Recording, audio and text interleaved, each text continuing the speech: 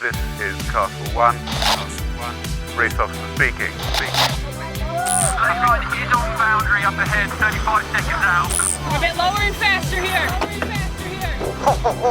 That's a good one, Jimmy. Still gaining on the daylight now. We're looking at 10-5, 42. Matching him on the boundary, yeah, copy.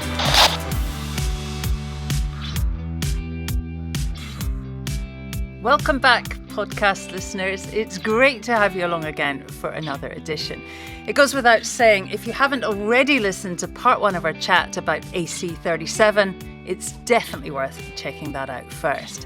We talked to Emirates Team New Zealand's Grant Dalton about the process behind holding the Cup in Barcelona, and we talked to podcast regular American Magic's Terry Hutchinson about the American Challengers preparations. Next up, in this edition, we talk to friend of the podcast, president of North Sails, a fellow commentator AC36 in Auckland, as we hear what Kenny Reid knows as the teams prepare for AC37. And we talk to Kevin Shoebridge, COO at Emirates Team New Zealand, and a man more than qualified to give us the sailing team's take on the Barcelona decision.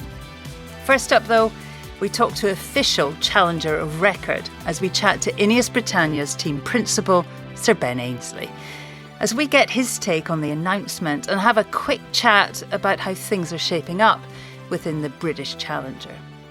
Before we get started, if you've enjoyed the podcast, then head over to buymeacoffee.com/sailing podcast. It's easy to use, and your support helps keep us ad-free as we strive to keep on delivering these uninterrupted pods. So a huge thanks for the coffees.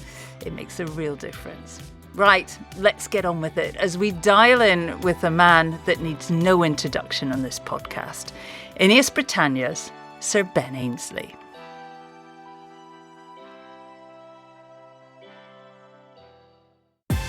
For sailing fans again around the world, fans of the America's Cup, this is a brilliant result. It's full crossover, yeah, we're totally merged, I would say, with Mercedes Formula One. I'd like to think we've done an okay job so far, but still just over 2 years left to run, so we'll see how it goes.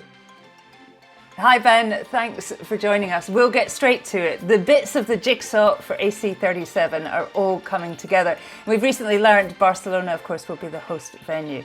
First up, what are your thoughts on Barcelona as a venue for the next Cup?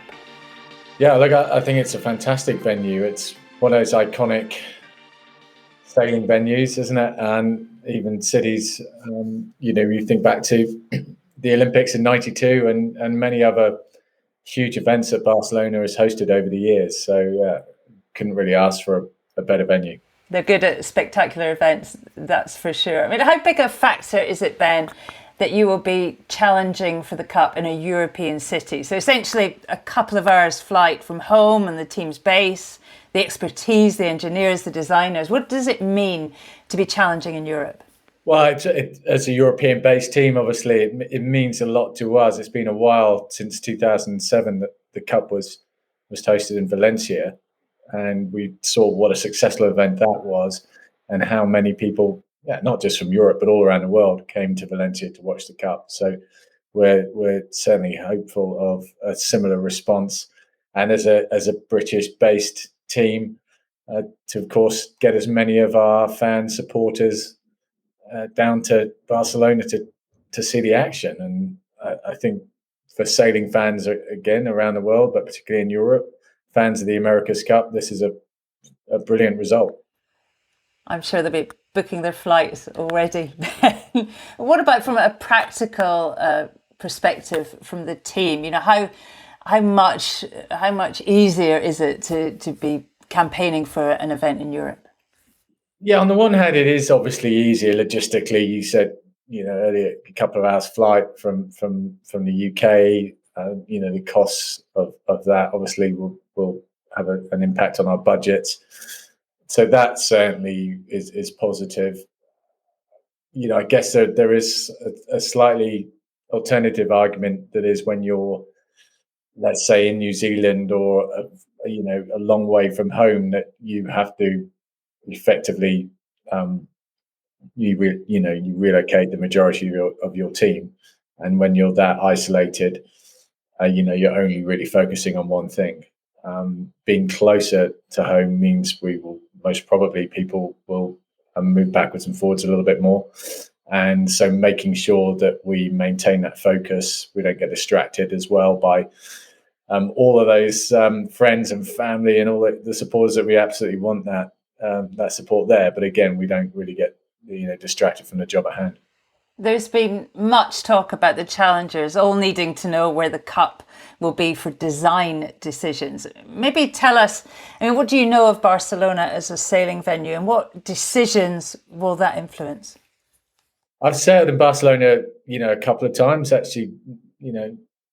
Not that I've done much more sailing in Palma than I have in Barcelona as a winter training base. But Barcelona, I think, will be a really big challenge for the teams, because the time of year that we'll be racing, we're sort of transitioning from the sort of summer sea breezes to potentially through to some more gradient driven breezes and sea states that come with that. So it's going to be a big challenge for all of the teams from a design perspective, and also from a sailing perspective, a range of conditions to learn and understand. But that's it's the same for everybody, of course, and that's a challenge that we're looking forward to.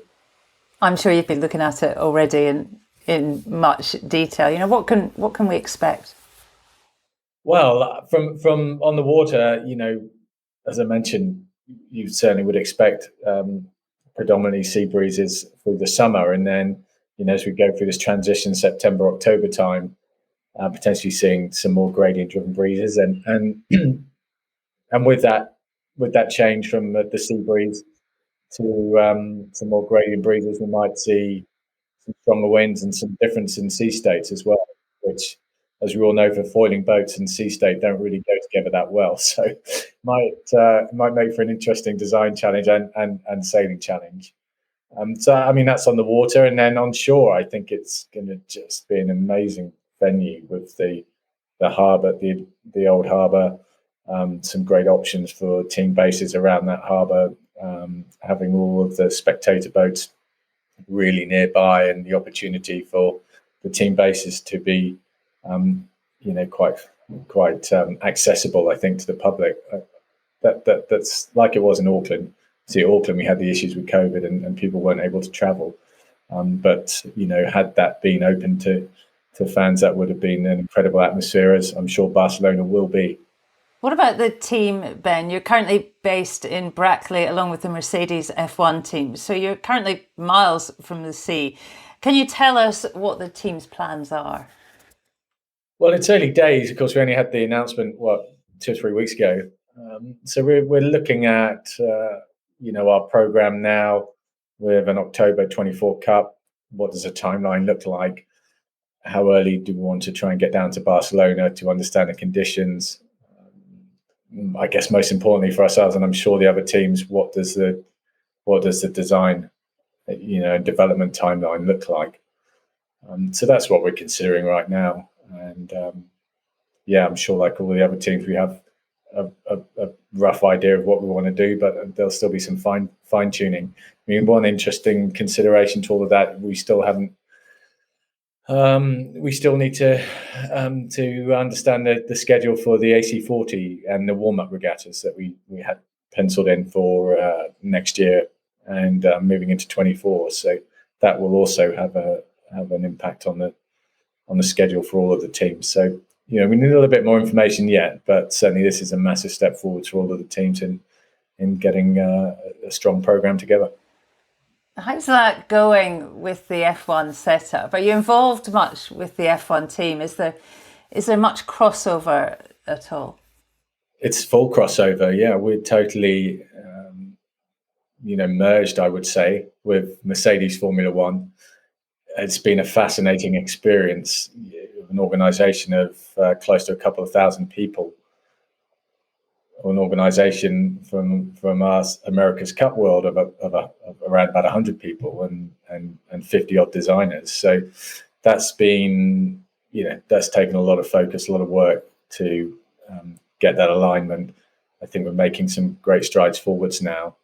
Like I said, it's been a fascinating process for all of us, certainly from my own perspective, huge learning opportunity. And we're starting to sort of see the rewards from that now, and hopefully that will just continue. The expectation is that will continue to ramp up as we go through the design process and get to the competition itself. We all love Formula One now, of course, because of Drive to Survive. And maybe just describe for us, what it's like in the inside, working in that kind of culture. Well, it is incredible. The level of resource, the attention to detail is. I've already talked about the difference in the level of resource. I mean, it's been an interesting period here, as you can imagine, with the end of last season going into this next season, this new season, and the change in the new rules for the car, and that obviously hasn't all been straightforward for Mercedes. And seeing a team, 8 continuous 8 world championships. Lewis Hamilton with his sort of domination going through a challenging time. Yeah, it's been impressive to see how they've reacted to that, are reacting to that. I know a lot of people have written Mercedes off. I wouldn't be quite so quick to write them off. All right, back to sailing, Ben. I mean, looking at this cup, the team, of course, are challenger of record for this edition. It's a big role. How much of a benefit of an advantage is it being challenger of a record? We saw Luna Rossa benefit quite well in Auckland. I mean, how much of an advantage do you think it's going to be? Well, it is and it isn't. I mean, of course it is in terms of having the ability to sit down with the Kiwis and decide a lot of the fundamentals around the development of the rules. Or I have to say the other challengers or potential challengers were also consulted in that process, which I thought was really good. How the protocol got developed, the event eventually signing off on that, and then some involvement very much on the sidelines regarding the venue. I think has been helpful for us.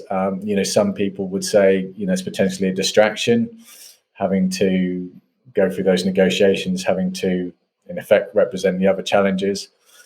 But so far, it's been a really productive process.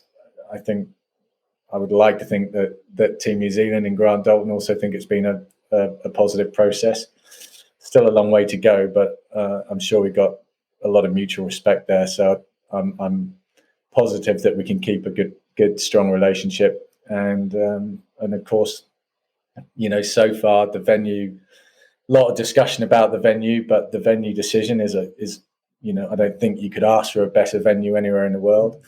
The protocol, I think, is a really positive, progressive protocol, as are the developments to the class rules. So, I'd like to think we've done an okay job so far, but still, what have we got?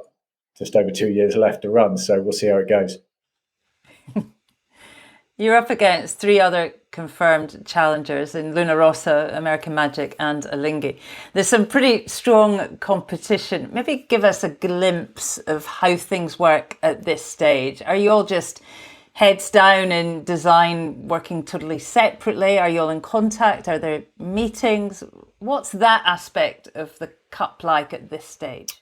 Yes, so far there's been communication, but not a huge amount of communication because really the huge focus was on the venue.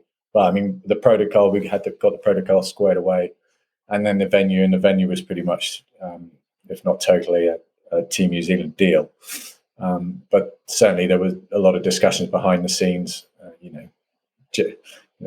Clearly Jeddah was touted as an option, one of the options, and there was quite a lot of resistance, understandably, to that.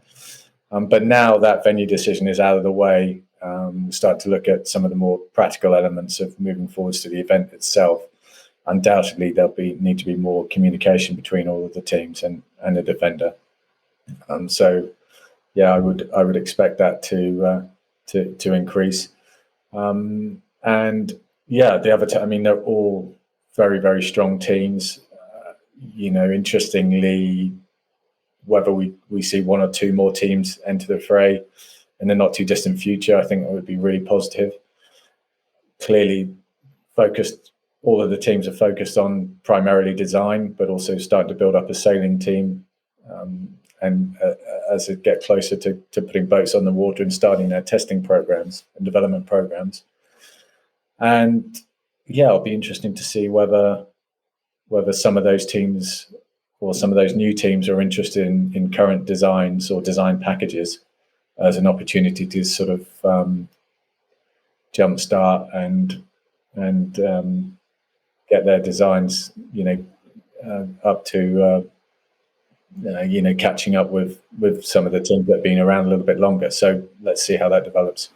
When do you think you might be out sailing? There's a few rules, isn't there, about when you're allowed to, on what you're allowed to build. So when do you actually think you'll be out sailing on a cup-related boat? I think we potentially could see teams on the water as early as July, new teams, and pre-existing teams in September.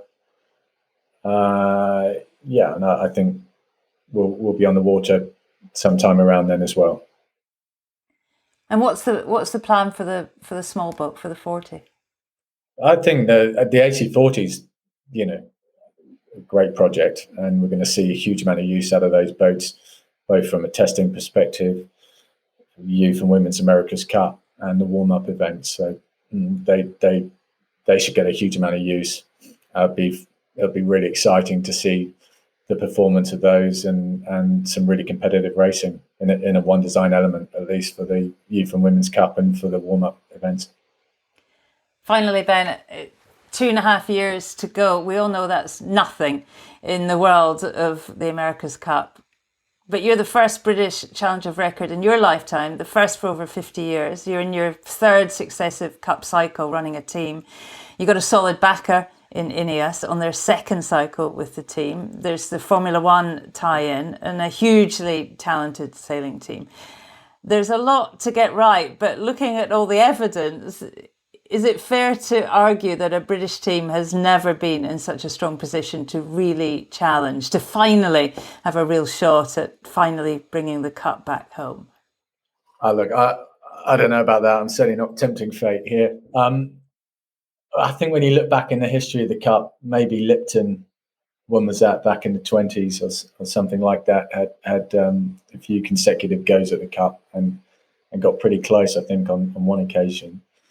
Definitely the key, we can all see that the key to success in the Cup is a continued effort. I think, Ernesto Bertarelli pulled a masterstroke when he managed to take a lot of the key talent from Team New Zealand across and, won at the first attempt, but that was really a one-off. Sadly, in most other cases, it takes a lot longer than that and a lot more sustained effort. And we've seen that with Team New Zealand, from losing in 2003 to winning it back again in 2017. And that was from a team that had already been up and running for 10 plus years.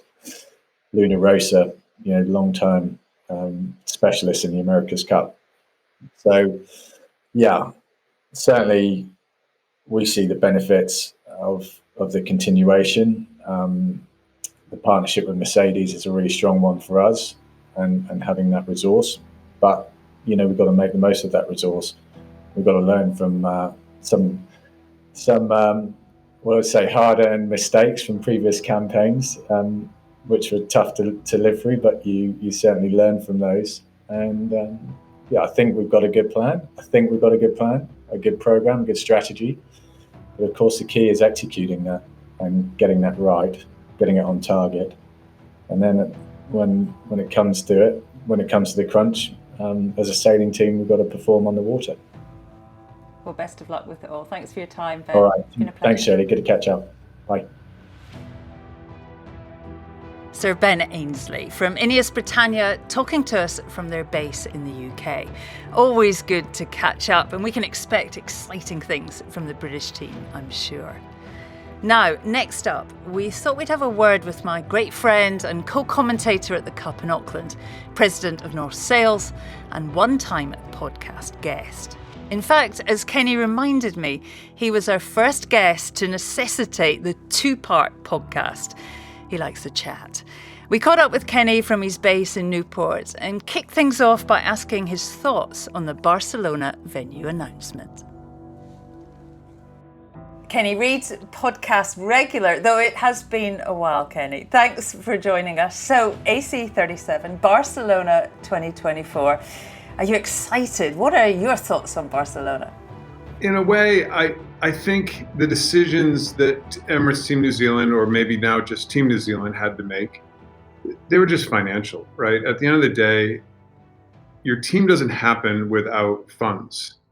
And I think decisions were made early on that funds could be gotten from the venue, and that was the way we were going to raise our money for this program, instead of getting a whole bunch of sponsors. And you and I know that can be usually very, very difficult. So listen, as controversial as it may sound, at the end of the day, it kind of all made a little bit of sense. Do I feel bad for Auckland? I mean, you and I had a blast in Auckland.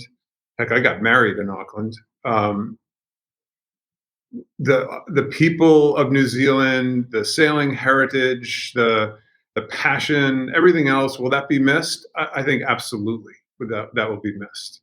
The crowds in the docks, how educated everybody is in the middle, how the taxi drivers know all about the latest crew controversies on each of the boats. And, that's going to be missed. There's no question about it. But Barcelona being in Europe, you can also make a case this could be the best thing that happened to the Cup, because no matter what, that little island is a long way away. And the TV coverage, live TV coverage on the other side of the earth isn't easy.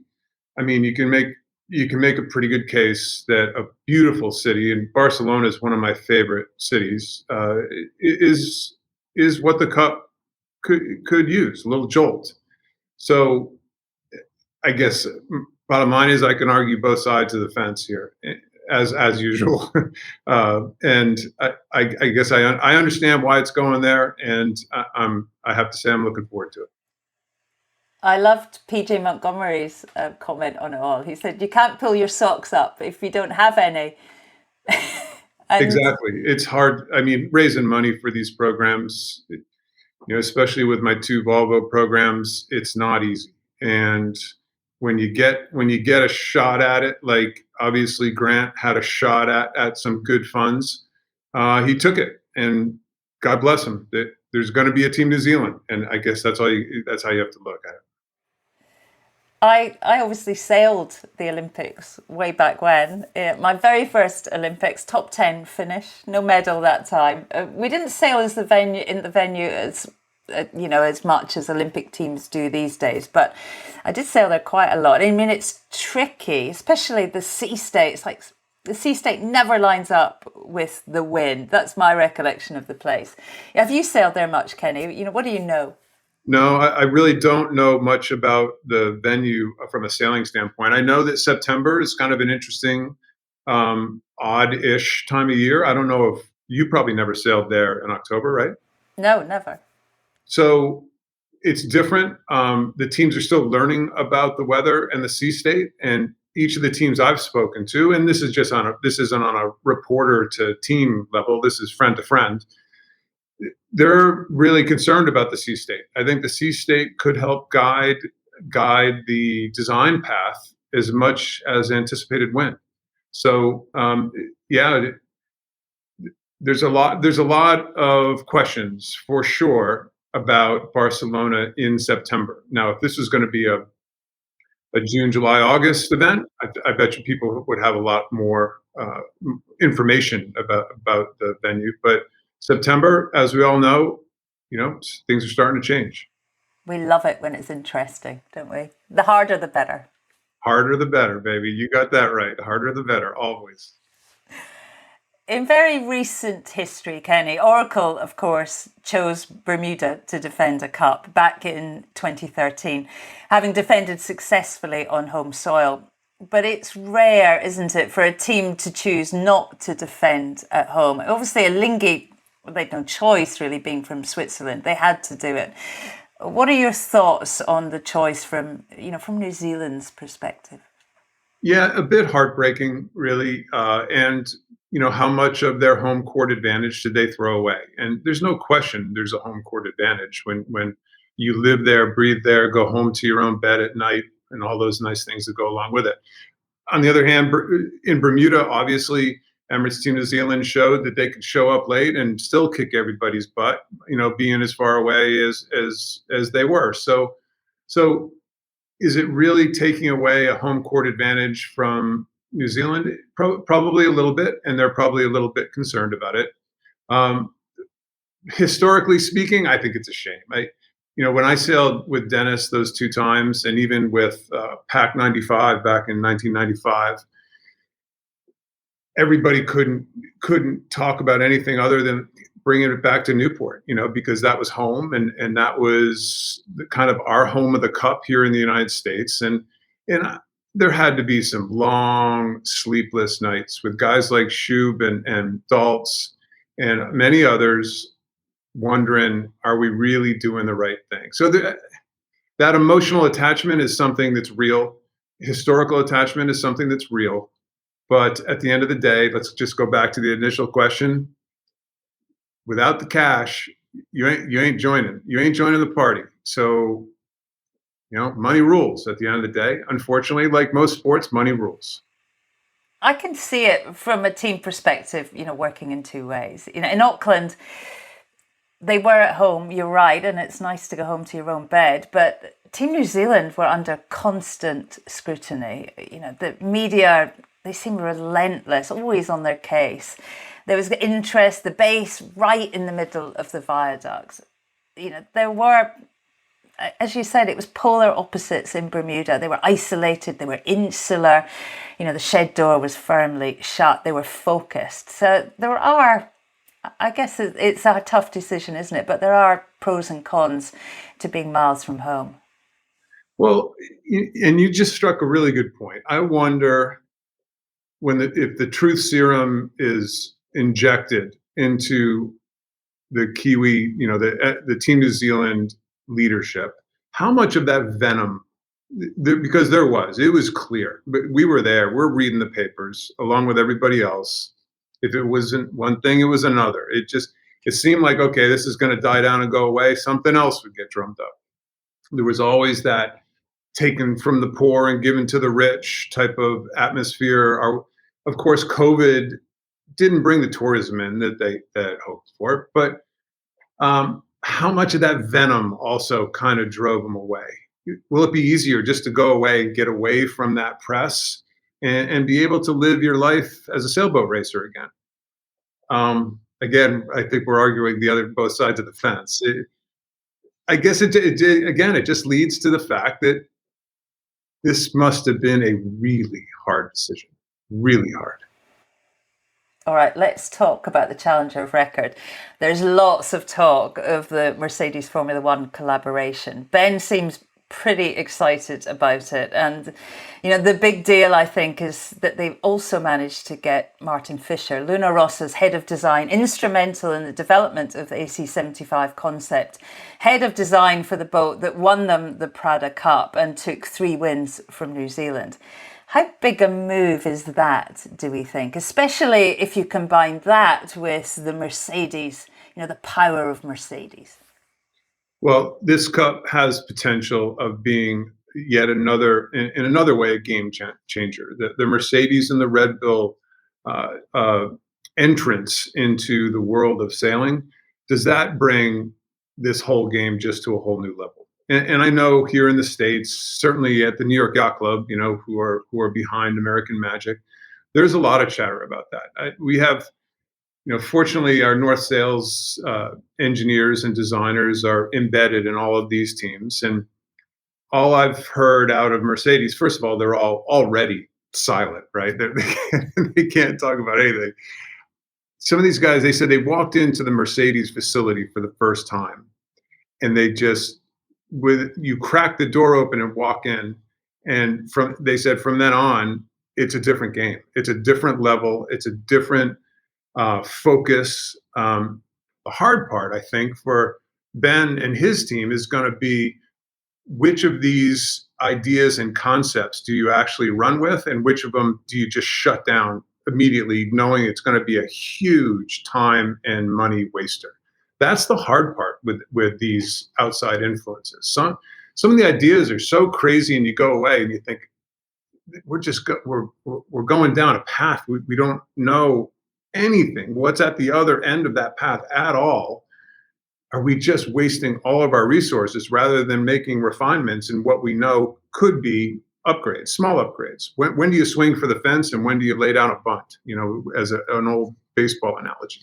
So I think that's going to be one of the hardest parts for them, is figuring out where to swing for the fence, because there's going to be a lot of opportunities for them. And again, the level of professionalism, I'm guessing, is going to be through the roof. It's going to change. I think it changes the sport. No, I agree. And, the resources at Mercedes and I guess at Red Bull are massive. If you want to make something or design something, they have the opportunity to turn it around, way quicker than before. Interesting times.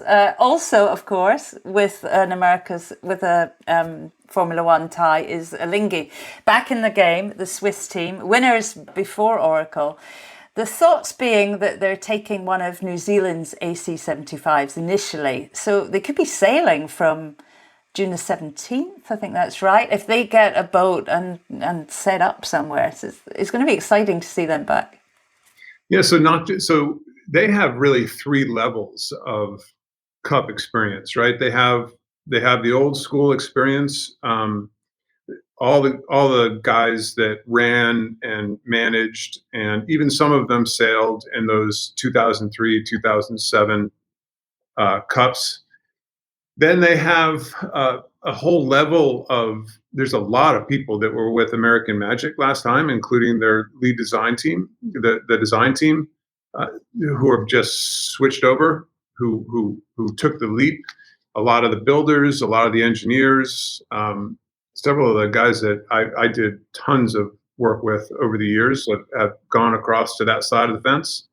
And then they have this new Swiss kind of influx of fast talent that they're trying to bring along, using the sail GPs using these foiling events to try to create a solid team who can then go compete with the Burlings of the world.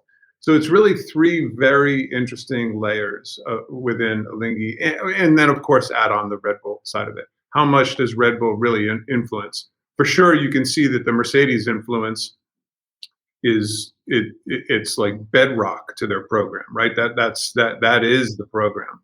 How much will the Red Bull side be an influence in theirs? That's a huge question mark, and that'll be also very fascinating to see how that all plays out. They're very quiet at the moment. They're not doing any media, I think, until the end of May. So you know more than most people, Kenny. They're breaking your heart. You just want to get in there and tear somebody up. I can see it. Make them cry. That's the thing. How dare they? How dare they? Let's talk about the Americans. You brought them up. They've had a lot of their design team nixed by the sound of things. But speaking to Terry, he seems in a pretty good place. They're super happy about the Barcelona decision. They had to shelve big plans, didn't they, for the members of the New York Yacht Club to be present in Auckland. Presumably they'll be there in force, fully supporting the team in Barcelona. What do you know about American Magic? And I wondered if there's any rumours circulating about personnel and perhaps a second helm. There's no question that there's going to be a second helm involved this time around. I think Terry might have, they had some deep, let's come to Jesus moments with that program after kind of and I think it's fair to say, the failure of New Zealand. And, switching back and forth between, New York Yacht Club was there, they weren't there, they were, and now they're back again. A lot of their design team jumping ship, no question. I don't know whether they consider that as a hurt or a help. I don't know any of those details, nor do I really want to know those details, frankly. What I do know is that Terry was really quick to rebound and put together a design program headed by Scott Ferguson, who ran the Oracle design program in Bermuda, and obviously did the big wing in 2011 for Oracle, and is clearly on the inside of understanding and knowledge, and smart guy. Grew up with him. I actually used to play hockey together, so I've known Scott for a long time. And the core sailing team, I think he has several of the. I think there's a little more of probably an American influence, although Paul Goody is certainly back again in more of a star role rather than kind of a secondary role this time around. It's fascinating. I think he's got a plan. I think he's gotten some outside help. They have a proper CEO of the program. So I think Terry looked in the mirror at the end of the day and realized he probably had too many hats on last time around, and he's sharing the hats, no question. I've talked to him quite a bit, and he does. I agree with you. He seems in a good place. He seems in a comfortable place. They have some fresh, young design talent that I know of quite well. So, and the New York Yacht Club is, they kind of took that kind of 6-month period of flux and put it behind them pretty quick. And there's a lot of American Magic jackets walking around the New York Yacht Club right now, so which is great to see. That's great. New York Yacht Club should be in the America's Cup, and they realize that. And finally, this is a bit more of a outwardly spoken long-term plan this time around. This isn't just this next cup. I think Doug and Hap, who are the primary backers, Doug DeVos and Hap Fouth, have said, let's not just jump into this with 2 feet and hope like hell we can swim. Let's think about this a little more methodically. At least that's what appears to me from the outside. And they're looking at a 2-cup program. And they have a plan. You can tell it's definitely it feels a little more thought out. And I think to go back to your first point, I think Terry's in a pretty good spot. Yeah, that all sounds more positive. When you think about Emirates Team New Zealand, they've had the core particular design team for, over a decade. There's not many new faces there. Which is amazing. I was just looking through some stuff this morning, anticipating our talk. And, since 1995, when Peter Blake started Team New Zealand, they've been in the finals or won every single time except for 2011. And then you look at the last few cups, once they became foiling cups, it's the same people. Now, are they smart enough to bring in some new blood from time to time to make sure they're not getting stale? Absolutely. But these people that they've kept, not just them, but their sailing team. You look at their primary sailing team right now, it's all there. And then it appears they added our old buddy Nathan Outeridge to kind of bolster it a little bit. So it's phenomenal how they keep their teams together. They have some secret sauce. They really do. In an age of free agency, they have figured out how to keep their free agents, and good for them. It's really is a strength, obviously, and it's a key to winning this thing. All right, the final team. We haven't heard much from them either. Prada, they declared interest back in December and have been really quiet since. They posted something on social media about Barcelona, but there's just not been much from them. I think they're delighted. They must be delighted that the Cup is in Europe. But they'll be desperate, won't they, to better their Auckland Cup loss? Well, the rumors swirl about the Prada team all the time, that they're in fact keeping their core group as well. I haven't talked to Jimmy in quite a while, but that they're trying or have figured out how to keep their core group. I think I get the impression that people have signed contracts with them, that whether it's design side or even sailing side. A lot of times this has to do with ownership and making sure we got all the right funds. And I actually appreciate it when people don't go out and jump up and down and say, hey, we're doing the America's Cup, and then sit back in a room and go, holy crap, how are we going to do this? I think that team has been doing it long enough that they get their ducks in a row before they tell the world about it. They hint, thanks to social media, there's hints all over the place, right? You're probably far more familiar with that than I am, but I think they get their ducks in a row. I really do, before they go shout from the rooftops. I think they actually are pretty good at getting sorted, and I give them credit for that. All right, let's talk about the boat. I mean, what Yeah, else whoa, do we know? you're forgetting one team. Am I? What do you know about this rumored French team? Well, there's rumours about a French team and a Spanish team, but that's kind of all I've got. Have you heard more? I think the French team is a little more than rumors. I think that's real, and there's no question that the Barcelona decision has already kind of stirred the pot a little bit in getting some more blood into this. It's always the naysayers of the America's Cup. It's always the big complaint. Oh, there's no teams. There's only 3 teams. There's only this. Well, all of a sudden, I think we're going to see a couple more teams come out of the woodwork. So I wouldn't be surprised if soon we see a French team announced and a well-funded, well-backed, proper French team. You know, that this isn't just throwing your hat in for the sake of throwing your hat in. And maybe another. I mean, it's still far enough away that somebody could jump in. Keep in mind that the Kiwis still always offer that you can buy kind of a design service from them and jump in. So, and good for them, by the way. And Oracle did the same thing in Bermuda. Good for them to understand that the technical cost of entry, both in time, in smarts, in money, is daunting to a new team. So they really have, from what I've been told, a really high level design package that you can buy from them. And if I tell you what, if I were a new team, that would be the first decision I'd make is, are you kidding me? Yes, we're jumping in. I know that Stars and Stripes guys, Mike Buckley, talked about if they could pull it off, they were going to jump right in on that. So anyway, I give the Kiwis credit for giving out some of their secrets in order to try to keep building the experience for these cups. And for sure, I think a couple of these teams will take them up on it. All right, what else do we know, Kenny? The Cyclors are back. The AC37, is that sticking with the double-skinned mainsail, or have North come up with another? You make that sound devious, like that was...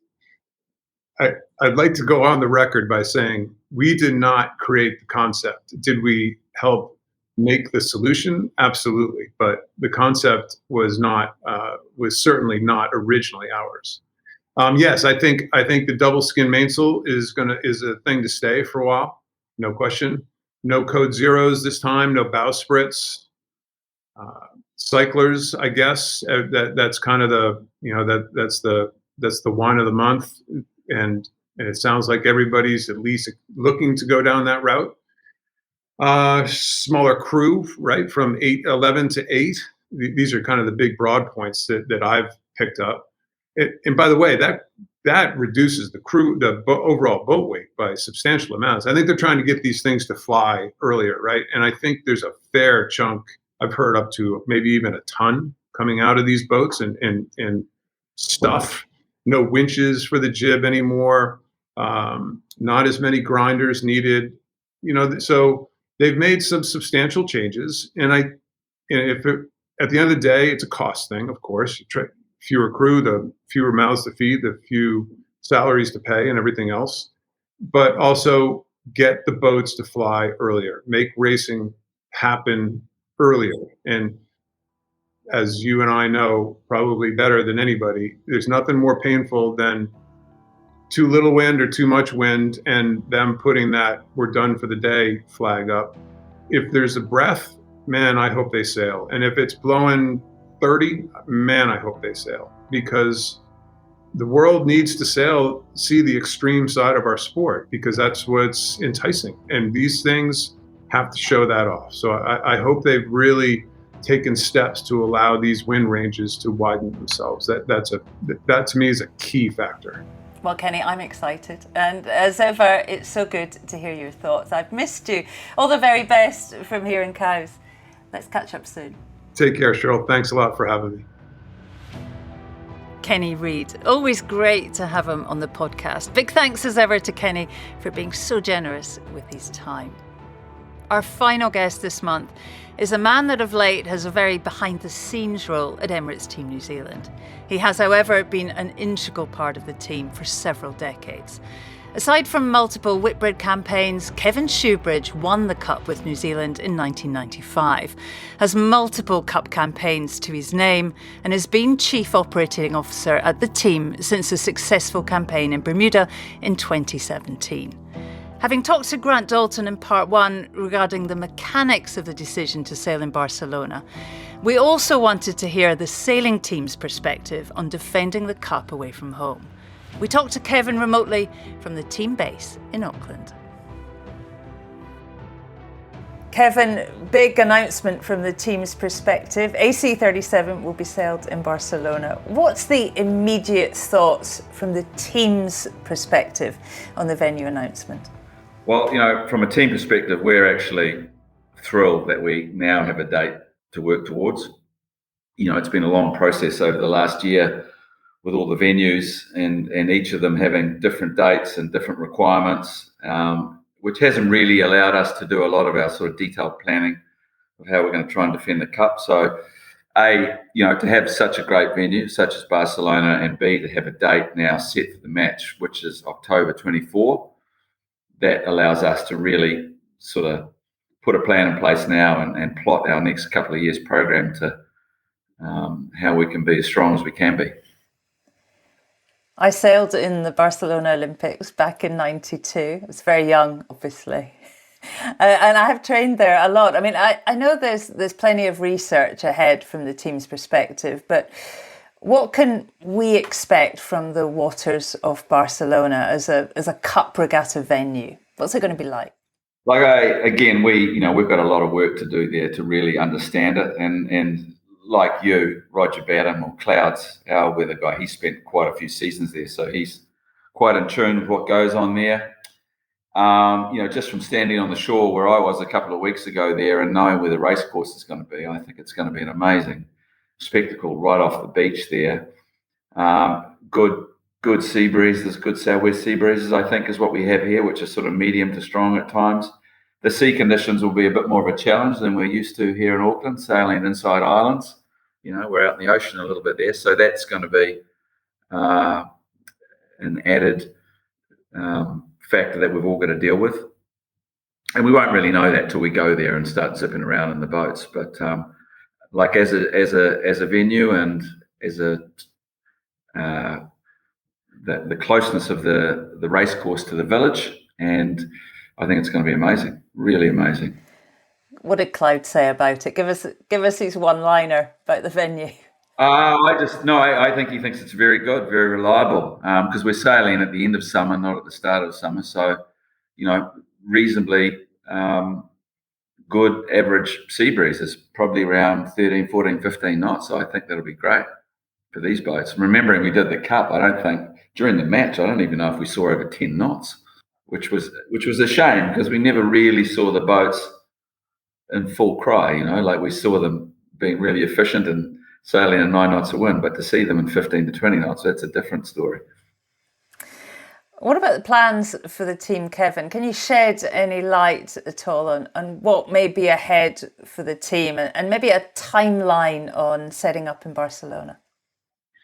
Well, we've really never stopped, as always, since the defence in Auckland over a year ago. And we probably, as we sit here today, I'd say we've probably got 70 or 80 people here. And we've been keeping busy. We've had quite a few little side projects on. We've had the whole AC40 design and build program, which has been quite time consuming. And off to the side of that, we've had the hydrogen chase project, which is going well. We've also got the land speed project, which is about to hit the ground in a couple of weeks for its first tow test. So there's been lots of things going on. We've got our boatyard still set up, helping build all these projects. So our timeline now is get the first AC40 here, which is probably going to be sort of August, September this year, get that sea trialled. And then we have our own sailing program, which will start here in Auckland this October. And following that, we're obviously into the design of the AC75 pretty much straight away. A lot of work going on there. As for Barcelona and what our program is there, we'll be spending time there next year. there's still quite a few things to sort out. We need to understand with the host the availability of the sites and the bases and how soon teams can move on to those. And that will sort of have a bearing of how much time and when we'll be there. I've heard that a couple of the challengers would like to be based there full time, so that'd be great if that actually happens. And we'll be doing a bit of backwards and forwards. It's non-stop for Kevin Shoebridge, isn't it? Did they ever give you a break? No, it doesn't feel like that. Like it was funny, we were talking about it yesterday. I said, there's about a week after the match and you go, this is all great. And then it's really just straight back into it. It's that whole responsibility of having to, organise the event and the team at the same time. And we're always conscious of that we were really conscious of it here in Auckland, that doesn't become the overriding factor.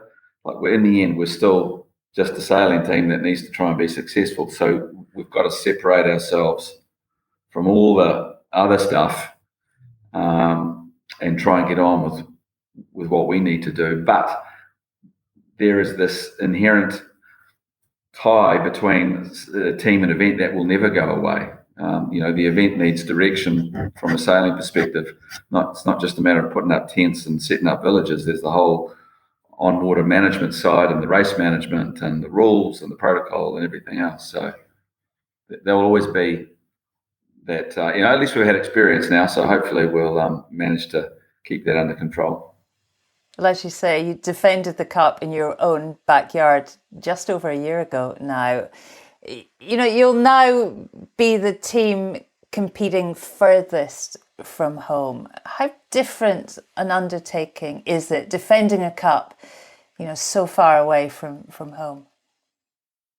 Well, it'll be a new one for us to actually defend the Cup away from home, but it won't be a new one for us operating away from home. We've been a challenger of a lot and in recent years in San Francisco and in Bermuda, and in a lot of ways, personally, I think we'll end up being stronger. I just think a lot of people talk about you giving away hometown advantage and blah, blah, blah. Well, I don't think that exists anymore. And I certainly don't think it exists in these boats.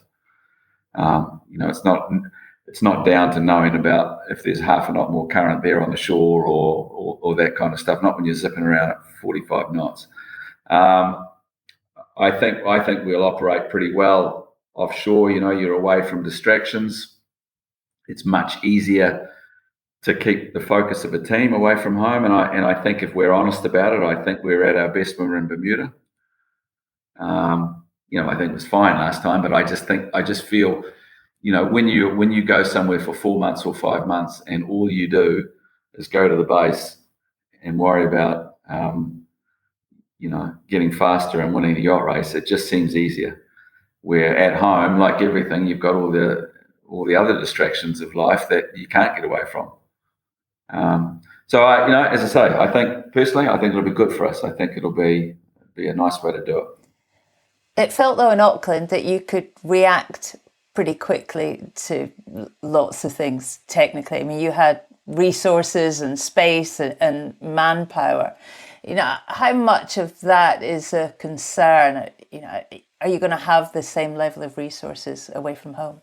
Well, they're not all going to be on site in Barcelona, but our boatyard, for example, will still keep running, which backs us up heavily. The fact is, by the time you go to Barcelona, your race boat is done. Your foils are designed. You're really into learning how to race and analysing and trying to get better that way. So a big portion of the work is done. It's a good point that you bring up, but I think we will still have that back up here. All right, let's hear a quick word on the challengers, Kevin. 4 very strong teams shaping up. There's previous Cup winners, the world's best sailing talent, design influences from Formula One. You'll only ever have to beat one of them, of course, but what are the team's thoughts on the challenger group? Well, and we seem to say this every cycle of the Cup, that this is the strongest challenging group we've seen, but I genuinely think this is the strongest challenging group we've seen. There's a huge amount of experience that you've seen. You've got Luna Rossa, who put a great effort forward last time. Ben Ainslie now backed up with Mercedes. You've got Alingi, who know how to win, coming back in, and you've got Terry now, second time round. Learned a lot last time, I would imagine. So all going to be very good, all funded, all up and running. It will be tough. The interesting one, you bring up the Formula One thing. That's a whole other dimension that we've talked about hugely. We've been questioned a lot. Well, why aren't you guys doing that if everyone else is doing that? And I can see how it works. That's for sure. And there's no question that those F1 teams are going to bring a lot of horsepower and manpower to certain areas, such as aerodynamics. Their ability to do complicated mechanical engineering and electronics is right down the street of these boats. Whereas our approach really slightly different. We're a more established design group now. I think the basis of this design group was really we put together in 2010 for the catamaran and from San Francisco. And although it's morphed and changed over the last 12 years, it's still basically that same core group. So I think we have a very good base that we're building from, and Dan's constantly updating that team. We've got a lot of young guys, a lot of experts that I can't even really explain what their job title is, but pretty impressive. So we're happy with the route that we're taking, but we're very wary, obviously, of the horsepower that some of these challenging teams have got behind them. Well, we'll see, won't we? We're into a second iteration of design on the AC75, Kevin. As the team that built the fastest of the version 1 AC75s, how much of a performance leap do you think we may see by the time the Cup gets underway? I mean, are there big gains to be made after the initial understandings of the concept made throughout the previous Cup? And I think, like any other Cup in the past or any other version of the rule, you always see massive change up front. And as the iterations go on, we become closer and closer, and we all get to the same point. We've already really had 2 or 3 versions, really. We did our boat 1. This is speaking about us. We did our test boat, which was almost a version 2, and then we did Terry Hutchinson, which was our version 3. So we're already quite a long way down that road, and I think we will not see the gains that we saw last time or the speed differences that we saw last time. It would be almost impossible to think that. And it's going to be a lot more about detail and fine tuning. And there is no silver bullet. I don't think anyone's going to kick it out of the park with an aerodynamic hull design that we haven't already seen. And I think all the teams last time, if you look closely at them, they all did something very well. And we were lucky enough to probably do more things well, but it's 100 little things. You've heard that, but it's true. It's 100 little things. It's not one big thing. And I think it'll be the team that can actually harness all those refinements this time and bring it together. Will hopefully have a small edge. But from the discussions we've had already, it really is honing in and trying to, ourselves as a team, try and figure out what areas that we really want to probe into and the areas that we really want to try and make gains from what we learnt last time. Finally, Kevin, a quick word on personnel. You've assembled a very strong team, all the key faces from the last edition, but new additions too, notably in the afterguard. Talk us through the team makeup you've put together. Okay, we did after the last Cup, and you win, it's very easy just to think that you've got this covered and you know what you're doing. So we tried to be very critical on our performance, and we did a very in-depth review process that went on for a couple of months. And we tried to look at it from a different view by saying, put yourself ahead now to 2024, and we've just lost. Like, why did that happen? And what didn't we do? And I think from a sailing point of view, we've got a great group there and a very experienced group now, but we always think we can do better there. And our philosophy is the more good people you have, as long as you can harness them, you can't go wrong. So bringing Nathan in to join Pete and Blair and Josh and Andy and all the other guys that are already there, like it just seemed like a no-brainer to us. He's a great guy. He's got a lot of skill. He's going to help us be better. And I think he's got the personality that he's not confrontational. He'll fit in well with the existing group. And that's already proven to be the case. They're all out there on the Sail GP circuit together. So we're really sort of getting a lot of good input coming from a lot of areas. But, that for us, that goes the same. And the America's Cup, to me now, has become more of a team sport than it ever has been before. With so much behind the scenes going on, technology-wise, design-wise, how good your build team is, that has really made it exciting for me personally, is that it's not just about, 8 guys on a boat anymore. It's, a lot of that work's done right now by a group of people sitting out there that you'll never know the name of. And so we've tried to be stronger in all those areas, and we'll have to be stronger in all those areas to be successful. I love that you had a debrief even after victory. I really love that. One thing I want to pick up on, though, is that you talk about bringing in new people as long as you can harness them. What do you mean by that? And maybe just describe that culture that you're trying to protect and nurture. Yeah, well, and I think that's always been one of our things here. We're pretty flat, I guess you'd call it, is the way that we manage things. And I think ever since Valencia, I'm going back a bit now, but ever since Valencia, we realised that the way that the team was running in those days was there was too much of a hierarchy. There was not enough people in the team taking responsibility for winning. And we didn't win in Valencia, but we'd sort of recognised probably a year before that match that we don't do something and change something the way we do something, we're going to lose by 2 minutes, not by 2 seconds.